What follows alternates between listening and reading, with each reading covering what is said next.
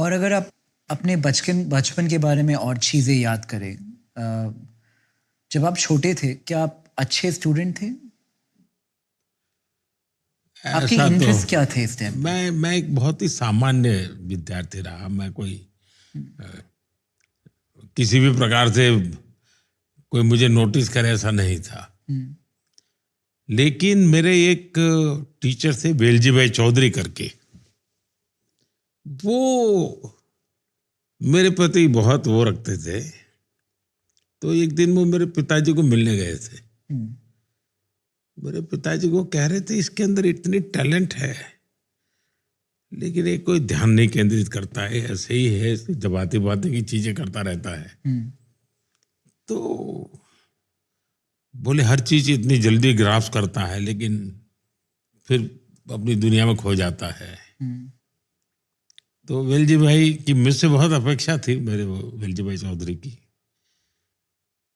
तो मेरे टीचरों का मुझ पर प्यार बहुत रहता था, हम्म, लेकिन मुझे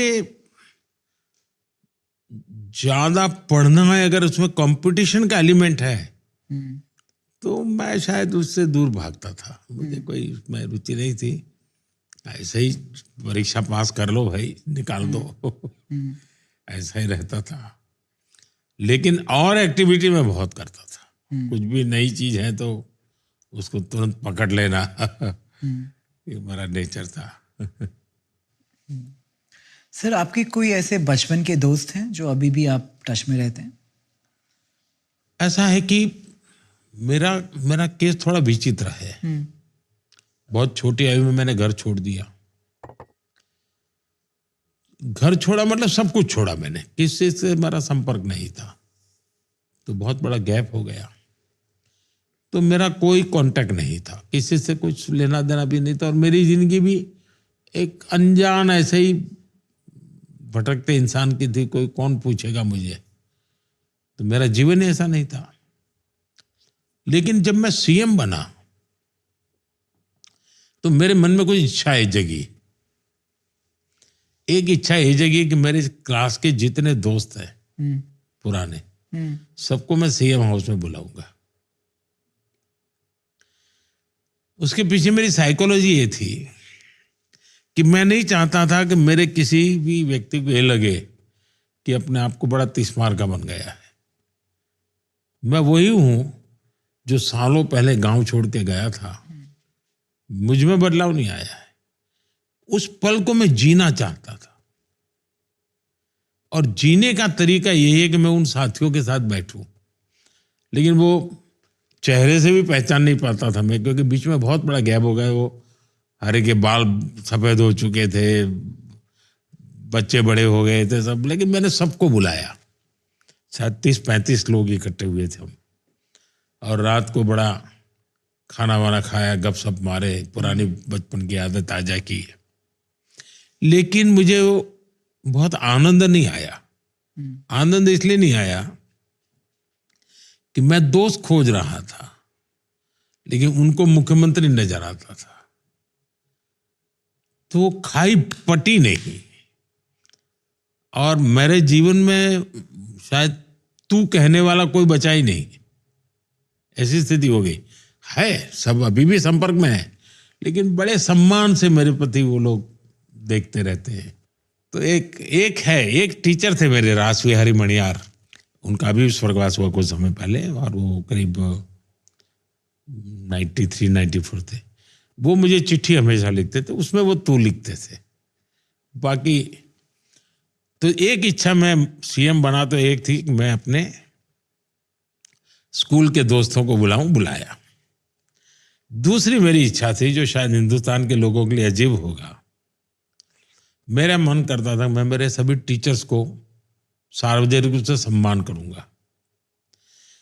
तो मुझे बचपन से जिन्होंने पढ़ाया है और स्कूली शिक्षा तक जो भी मेरे टीचर रहे, मैंने सबको ढूंढा, और सीएम बनने के बाद उनका बहुत बड़ा सार्वजनिक सम्मान किया मैंने।